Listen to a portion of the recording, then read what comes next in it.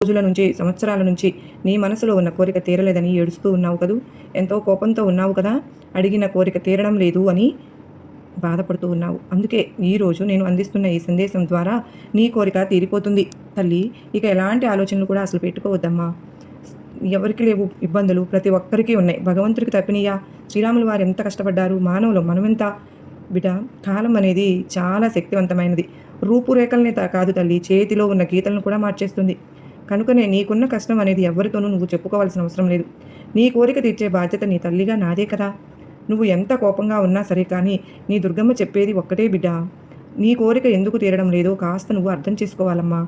ఈరోజు నువ్వు నా మీద నమ్మకంతో నా నుదుటిన ఉన్న బొట్టును తాకావు కదా, ఇక నిజం అనేది నువ్వు గ్రహించావు అంటే నీ కోరిక వెంటనే తీరిపోతుంది. అవును బిడ్డ, ఇతరులు నువ్వు నిన్ను చులకనగా చూడవచ్చు. అయితే అది ఎందుకు అనేది నువ్వు కష్టపడి ఇంత పైకి వచ్చి